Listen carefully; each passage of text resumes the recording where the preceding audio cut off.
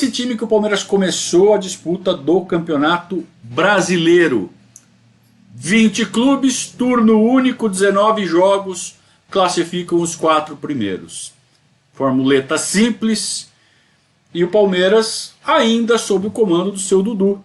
Seu Dudu, técnico do Palmeiras, então, no primeiro semestre de 1991. O Palmeiras começa tomando uma chapuletada do Fluminense de 4-2, mas é aquela coisa de pré-temporada, né? Primeiro, segundo jogo da temporada, na verdade terceiro. Como pré-temporada, o Palmeiras jogou a Copa Euroamérica. Tem que lembrar, 2 jogos contra times alemães. E o Palmeiras ganhou do Hamburgo e o Palmeiras ganhou do Stuttgart. 2 times da metade de cima da tabela do campeonato alemão. Vieram passar as férias aqui no Brasil, né? Tomar uma água de coco, tomar uma caipirinha, conhecer umas meninas. E vieram aqui passear e o Palmeiras ganhou dos 2. E o Palmeiras foi campeão. Teve gente comemorando o título.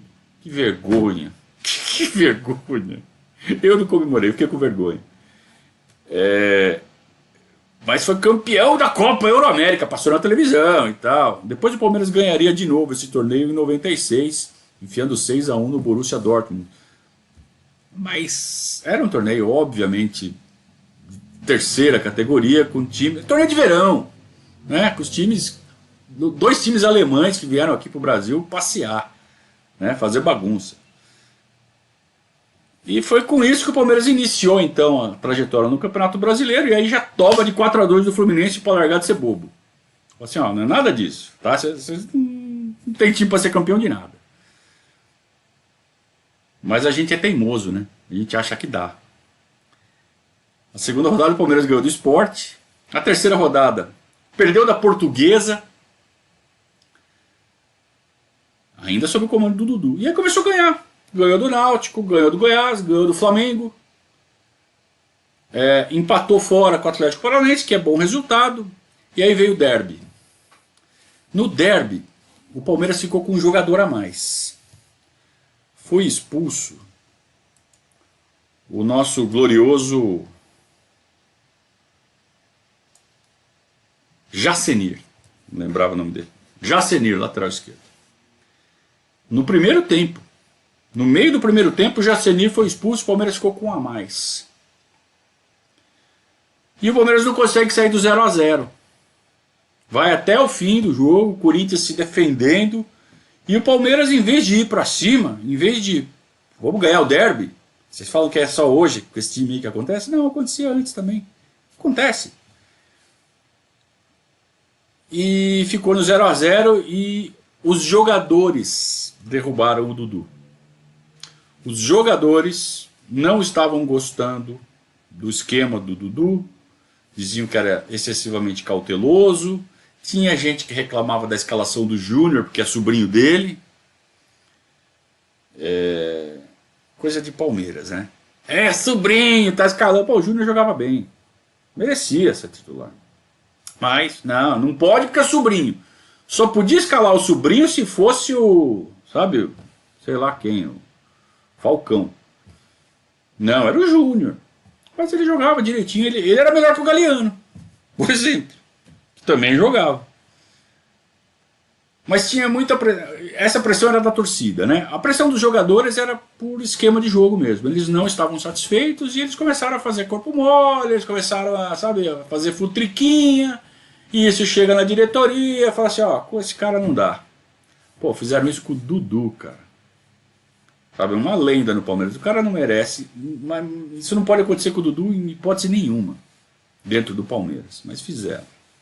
E a diretoria, em vez de dar respaldo pro Dudu, em vez de, sabe, vocês pensam que vocês estão falando de quem? Do Celso Rotti?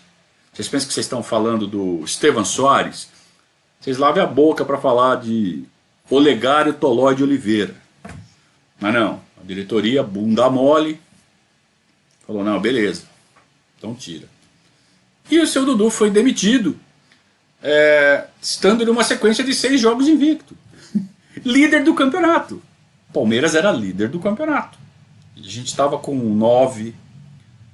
Na verdade não, o Palmeiras estava em segundo e terceiro lugar, entravam 4.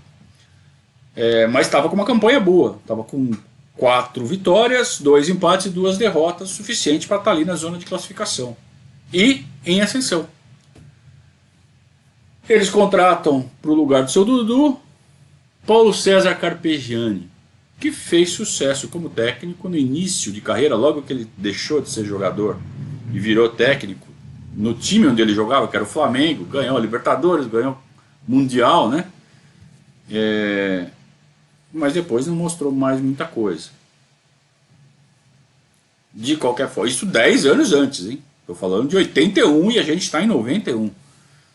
Não mostrou mais muita coisa não, o seu Carpegiani. Mesmo assim, ele ainda estava numa daquelas de técnico jovem, técnico da nova geração. Hoje ele já é coroa, né?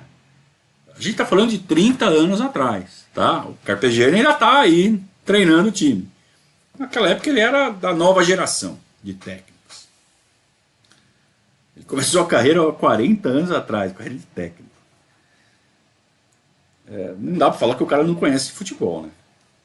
Mas ele chega no Palmeiras com 10 anos de experiência como técnico, ainda novidade. E ele começa bem. O Palmeiras faz 4 jogos, ganha 3, empata 1. Empata com o São Paulo. Só que daí entra numa oscilação, só que é uma oscilação que custa caro. O Palmeiras empata em casa com o Vitória, não podia. Empata fora com o Botafogo, e até aí normal. E vamos lembrar que era uma época que empate era 1 ponto e vitória 2. Então o empate não era mau resultado. Empate fora era metade dos pontos. Então, tá bom. E nós estamos na 14ª rodada de 19. Rodada 14 de 19. E o Palmeiras era líder. E o Palmeiras ganha 2 reforços ainda para essa reta final do Brasileiro. Um namoro que já vinha de muito tempo com um menino da seleção de base do 15 de Jaú, chamado Andrei, que jogava de quarto zagueiro, jogava de lateral esquerdo, jogava até de volante. Um menino que chutava muito forte, batia falta, zagueirão, forte e tal. E o Palmeiras estava de olho nele fazia tempo, até que conseguiu pegar. Chegaram num acordo. E trouxe também um ponta esquerda que estava encostado no São Paulo, chamado Márcio, ou Marcinho. Na época a gente chamava ele de Marcinho, depois ele virou Márcio, não sei porquê. E o Palmeiras entrou nessa reta final. Não encaixou esses 2 jogadores, não. O Carpegiani decidiu manter o time que vinha jogando. E faltou aquela presença, né? Faltou aquela coisa de estufar o peito de time campeão e falar assim, não, agora eu vou atropelar. Então faltava 5 rodadas, o Palmeiras era líder. O Palmeiras empatou em casa com o Vasco, empatou com o Santos na Vila, até aí ok. E aí veio o jogo com o Bragantino em casa. E o Bragantino veio com aquela de ser o time que eliminou o Palmeiras em 89, que deu trabalho em 90, que chegou, foi campeão paulista em 90. E o Bragantino que estava com um time bom, comandado pelo Parreira, e que nesse campeonato brasileiro chegou ao vice-campeonato. Não era um time fraco, mas era o Bragantino. Talvez se o Palmeiras tivesse ganho do Bragantino esse jogo, o Bragantino sequer chegasse às finais. Mas o Bragantino ganhou do Palmeiras no Palestra por 2-0. Subiu na tabela, o Palmeiras começou a cair, perdeu a liderança. Na verdade já estava em 4º lugar com essa derrota, mais ou menos, porque o campeonato estava embolado. E o Bragantino se garantiu na zona de classificação.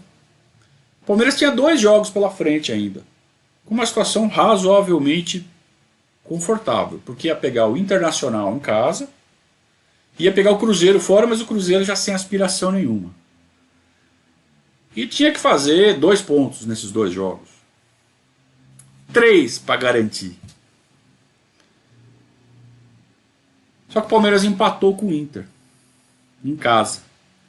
E sabe quem acabou com o jogo? Gato Fernandes. Fechou o gol. Filho da puta. fechou o gol. O Palmeiras martelou. Gato Fernandes. Principalmente no segundo tempo, ele acabou com o jogo. E aí esse 0-0 deixou o Palmeiras em sexto lugar, precisando de um milagre na última rodada. Na última rodada o Palmeiras ia pegar o Cruzeiro fora.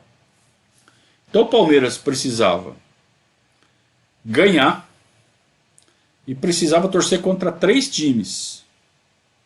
Sendo que desses 3, um ainda podia conseguir alguma coisa. Mas o Palmeiras tinha que passar 2, estava em sexto, precisava ficar em quarto. Então o Palmeiras tinha o Atlético Mineiro com 1 ponto a mais e uma vitória a mais. E com um saldo muito na frente. Então tinha que torcer para o Atlético Mineiro perder. Porque se o Atlético Mineiro empatasse, o Palmeiras precisava ganhar de 6 gols de diferença do Cruzeiro e aí não ia ganhar. Para passar o Atlético.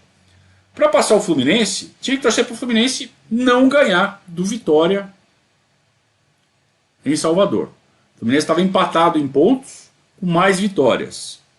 Então, se o Fluminense ganhasse, não adiantava o Palmeiras ganhar. Então, o Fluminense não podia ganhar do Vitória. O Palmeiras, ganhando do Cruzeiro por 1 gol, passava o Fluminense. Para passar o Corinthians, mesma coisa. O Palmeiras tinha mesmo número de vitórias, mesmo número de pontos do Corinthians, só que tinha menos saldo. Então tinha que fazer mais pontos que o Corinthians. Então o Corinthians precisava pelo menos tropeçar no Náutico em casa. Provavelmente não aconteceria. Então a torcida mesmo era torcer, era para que o Fluminense não ganhasse do Vitória e que o Atlético Mineiro perdesse do Vasco no Maracanã. Resultados possíveis. E tinha que ganhar do Cruzeiro. O problema é que nada disso aconteceu. O Fluminense ganhou do Vitória. O Atlético Mineiro empatou com o Vasco, então precisaria o Palmeiras enfiar 6 gols no Cruzeiro para passar o Atlético. E o Corinthians ganhou do Náutico. Então mesmo que o Palmeiras enfiasse 6-0, se enfiasse 6-0 ainda conseguia, né? O Palmeiras precisava ter enfiado 6-0 no Cruzeiro para classificar, já que tudo deu errado. E o Palmeiras perdeu o jogo do Cruzeiro por 2-0. Por quê? Porque já estava um time sem moral, já estava vindo de uma sequência de 6 jogos sem ganhar, na mão do Carpegiani. O Carpegiani foi mandado embora com essa eliminação do Palmeiras após 12 jogos no comando do Palmeiras, porque ele não deu padrão nenhum para o time que vinha jogando. Era melhor ter segurado o seu Dudu. E com isso o Palmeiras amargou mais uma grande frustração e passou a pensar no brasileiro, no Campeonato Paulista, que ainda se dava muito mais importância do que ao brasileiro, durante uma pausa no calendário. Por quê? Porque tinha Copa América. Copa América acho que foi no Chile. E para tudo.